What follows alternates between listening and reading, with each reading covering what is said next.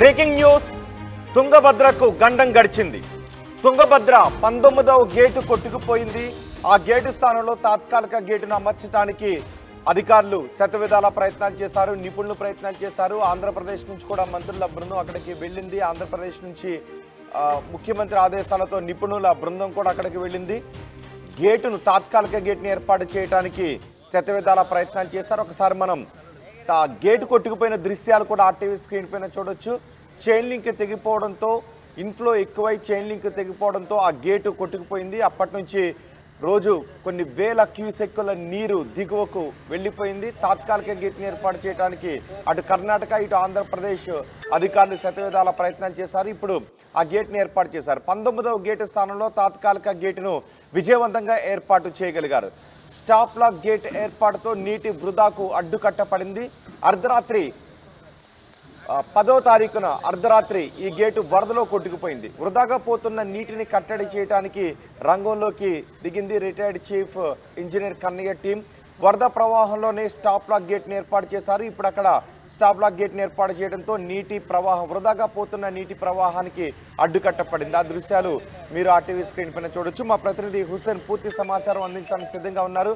హుస్సేన్, తాత్కాలిక గేటు విజయవంతంగా ఏర్పాటైనట్టేనా? ఇక ఎటువంటి ముప్పు లేనట్టేనా మిగిలిన గేట్లకు కూడా? రోహిత్, తుంగభద్ర డ్యామ్ సక్సెస్ఫుల్ గా ఇంజనీర్ల బృందం చేపట్టినటువంటి గేటు నష్ట నివారణ పునర్నిర్మాణ పనులు ఏవైతున్నాయో సక్సెస్ఫుల్ గా నిన్న అర్ధరాత్రి వేళ పూర్తి అయినటువంటి పరిస్థితి అయితే కనిపిస్తుంది.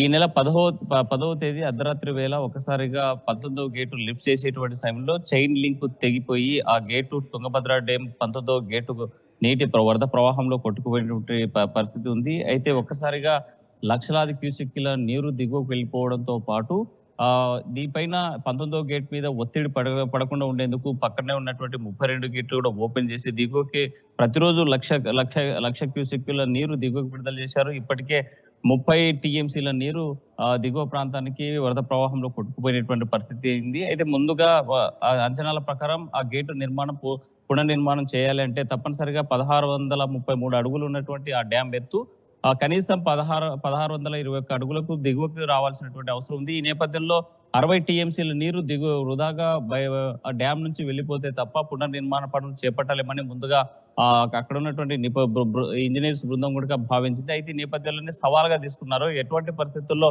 వరద ప్రవాహం వేస్ట్ కావడానికి అవకాశం లేదు. దిగువన ఉన్నటువంటి ఆయకట్టు రైతాంగం కానీ తాగునీటి కష్టాలు ఎదుర్కోవడానికి వీలు లేదని ఛాలెంజ్ గా తీసుకున్నారు. ఈ నేపథ్యంలోనే ఏపీకి సంబంధించినటువంటి retired chief engineer Kannayya Naidu ఆ రంగంలో దిగారు. అక్కడ పునర్నిర్మాణ పనులు చేపట్టాలని అటు ఆ కర్ణాటకకు సంబంధించినటువంటి చీఫ్ ఇంజనీర్లతోనూ ఇటు ఏపీకి సంబంధించిన చీఫ్ ఇంజనీర్స్ సమన్వయంతో ఆ బృందాలను ముందుకు నడిపించి సాఫ్ట్ లాక్ గేటు నిర్మాణం పూర్తి చేయడంలో సక్సెస్ఫుల్ గా సాధించారు. 20 అడుగుల ఎత్తు, 60 అడుగుల వెడల్పు, 50 టన్నులకు సంబంధించినటువంటి ఈ గేటును 5 ఎలిమెంట్స్ గా డివైడ్ చేసి మొన్నటి రోజున ఒక ఎలిమెంట్ సక్సెస్ఫుల్ గా వరద ప్రవాహంలోనే 11 అడుగుల వరద ప్రవాహం ఉన్నటువంటి నేపథ్యంలో దిగువకి ఫస్ట్ ఎలిమెంట్ సక్సెస్ అయింది. ఫస్ట్ ఎలిమెంట్ సక్సెస్ కాగానే మిగతా ఎలిమెంట్స్ కూడా 4 ఎలిమెంట్స్ మరి ఈజీగా పెట్టగలిగారు. అందులో భాగంగానే నిన్న రాత్రి 10 గంటల ప్రాంతంలో ఈ 5 ఎలిమెంట్స్ సంబంధించినటువంటి గేట్స్ అంతా కూడా లాక్ చేయడంతో ఒకసారిగా ఈ వరద ప్రవాహం మొత్తం కూడా కంట్రోల్ చేసినట్లు అయిపోయింది. 30 టీఎంసీల నీరు దిగువకు వెళ్ళిపోయినటువంటి పరిస్థితి.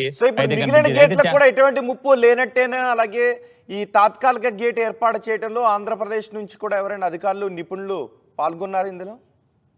రోహిత్, ఆంధ్రప్రదేశ్ సంబంధించినటువంటి మా రిటైర్డ్ చీఫ్ ఇంజనీరు కన్నయ్య నాయుడే ఏపీకి సంబంధించినటువంటి ప్రధాన చీఫ్ ఇంజనీరు. ఆయన నేతృత్వంలోనే ఇరు రాష్ట్రాలకు సంబంధించిన చీఫ్ ఇంజనీర్లంతా కూడా రంగంలో దిగారు. 5 బృందాలుగా డివైడ్ అయ్యి ఒక్కొక్క లాగ్ ని ఎలా తయారు చేయాలి, ఆ లాగ్స్ సంబంధించినటువంటి ఏ కంపెనీలకు ఇవ్వాలి, మొత్తం ఈ 5 ఎలిమెంట్స్ సంబంధించిన లాగ్స్ అంతా కూడా 3 కంపెనీలకు డివైడ్ చేసి ఒక్కొక్క ప్రాంతాల్లో ఒకటి హెల్మెట్ తయారు చేయడానికి ఏర్పాటు చేయడం జరిగింది. ఎందుకంటే ఒక హెల్మెట్ తయారు చేయాలంటే సుమారుగా 3-4 రోజుల గడువు సమయం పడుతుంది. అలాంటిది 5 హెల్మెట్స్ తయారు చేయాలంటే 15 రోజులు సమయం తీసుకున్నటువంటి సమయంలో అక్కడ ఉన్నటువంటి నిపుణుల బృందం కూడా 3 కంపెనీలకు, జిందాల్కును ఇటు టాటా స్టీల్ కును ఇక మరో కంపెనీకి ఇచ్చి ఈ 5 ఎలిమెంట్స్ తయారు చేయించారు. అతి తక్కువ కాలంలోనే నీటి వృధా కాకుండా ఉండేందుకు చర్యలు తీసుకున్నారు. అందులో భాగంగా ఈ పర్యవేక్షణ అంతా కూడా ఏపీకి సంబంధించినటువంటి retired chief engineer Kanhaiya Naidu నేతృత్వంలో జరిగింది. ఈ కన్హయ్య నాయుడు యొక్క సాహసోపేత నిర్ణయం అంటే ముందస్తుగా ఉన్నటువంటి అధికార యంత్రాంగం అంతా కూడా ఈ 60 టీఎంసీల నీరు దిగువకి వెళ్ళిపోవాలి, 60 అడుగుల ఎత్తు నుంచి నీటి ప్రవాహం తగ్గే వరకు ఎలాంటి ఏం చేయలేమని చేతులు ఎత్తేసినటువంటి సమయంలోనే కన్హయ్య నాయుడు రంగంలో దిగారు. రంగంలో దిగిన తర్వాత నీటి ప్రవాహంలోనే మన గేట్లు పెట్టబోతున్నాం, సాహసోపేత నిర్ణయం చేద్దాం, ఏది అయినా సరే ఛాలెంజ్ గా తీసుకుందాం.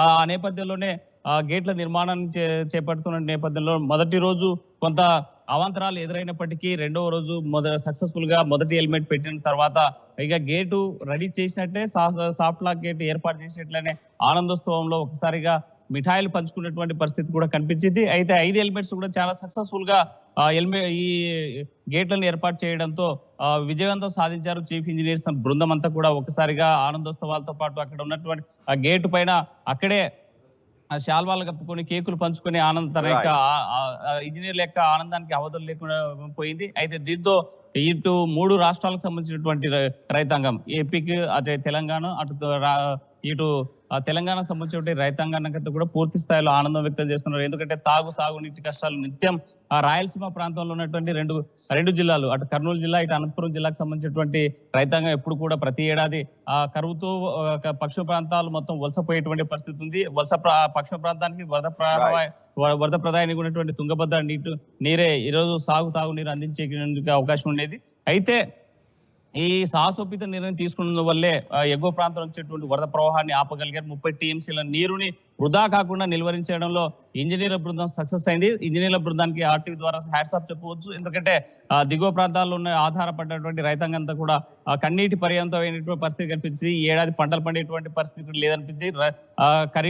రబీకే కాదు రబీ సీజన్ కే కాదు, ఖరీఫ్ సీజన్ కూడా ఇబ్బంది పడేటువంటి అవకాశాలు ఉన్నాయని ఆందోళన వ్యక్తం చేసేటువంటి సమయంలో, బాధపడేటువంటి సమయంలో రైతాంగానికి ఈ నిర్ణయం అక్కడ గేట్ నిర్మాణం అనేటువంటిది చాలా సంతోషాన్ని ఇస్తుందని చెప్పవచ్చు. ఎందుకంటే ఈ ప్రాంతంలో ఉన్నటువంటి కరువుని కొంత నివారణ చేయగలిగారని మాత్రం చెప్పవచ్చు. రోహిత్, రాయుడు హుసేన్ తుంగభద్రకు గండం గడిచింది. కొట్టుకుపోయిన 19వ గేటు స్థానంలో తాత్కాలిక గేటును చాలా విజయవంతంగా ఏర్పాటు చేశారు. స్టాప్ లాక్ గేట్ ఏర్పాటుతో నీటి వృధాకు అడ్డుకట్టపడింది. ఈ నెల 10వ తారీఖున అర్ధరాత్రి వరదలో 19వ గేటు కొట్టుకుపోయింది. గేట్లను లిఫ్ట్ చేస్తున్న సమయంలో చైన్ లింక్ తెగిపోవడంతో ఆ గేటు కొట్టుకుపోయింది. అప్పటి నుంచి ప్రతిరోజు కొన్ని వేల క్యూసెక్కుల నీరు వృధాగా పోతూ ఉంది. ఇప్పటికీ కొన్ని లక్షల క్యూసెక్కుల నీరు వృధాగా పోయింది. వృధాగా పోతున్న నీటిని కట్టడి చేయడానికి కర్ణాటక, ఆంధ్రప్రదేశ్ అధికారులు రంగంలోకి దిగారు. ఆంధ్రప్రదేశ్కు చెందిన రిటైర్డ్ చీఫ్ ఇంజనీర్ కన్నయ్య ఈ బాధ్యతను భుజాన వేసుకున్నారు. వరద ప్రవాహంలో స్టాప్ లాక్ గేట్ను ఏర్పాటు చేశారు. విరిగిపోయిన గేటు వద్ద 5 ఎలిమెంట్లను అమర్చారు అధికారులు. స్టాప్ లాక్ గేట్ సక్సెస్ కావడంతో ఇంజనీర్ల బృందం సంబరాలు చేసుకుంటోంది. ఇంతకుముందు ఆ గేటు తెగిపోవడంతో అక్కడ నుంచి భారీగా నీరు వృధాగా కిందకి వెళ్ళిపోయింది. ఇప్పుడు గేటును ఏర్పాటు చేయడంతో వృధా ప్రవాహానికి అడ్డుకట్టపడిన దృశ్యాలు కూడా మనం ఆర్టీవీ స్క్రీన్ పైన చూడొచ్చు.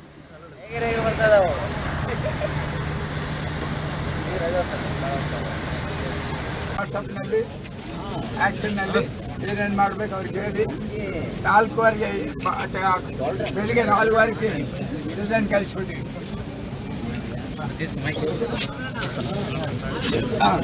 ಆವತ್ತಿನಿಂದ ಇವತ್ತಿಗೆ ಎಲ್ಲರಿಗೆ ವ್ಯವಸ್ಥೆ ಮಾಡೋದು, ಗೇಟ್ ಪಾಸ್ ಮಾಡೋದು, ಫುಡ್ಡು, ನೀರು ವಗೈರೆ ಎಲ್ಲ ಮಾಡಿ ಕೆಲಸ ಮಾಡೋಕ್ಕೆ ರಾತ್ರಿ ಬೌಲು ಇಲ್ಲೇ ಸಿಡಿಸಿ ವರ್ಕ್ ಕಂಪ್ಲೀಟ್ ಮಾಡೋಕ್ಕೆ ಎಲ್ಲರೂ ಪರವಾಗಿ ನಾವು ರಾಘವೇಂದ್ರ ಸನ್ಮಾನ ಮಾಡ್ತಾ ಇದ್ದೀವಿ.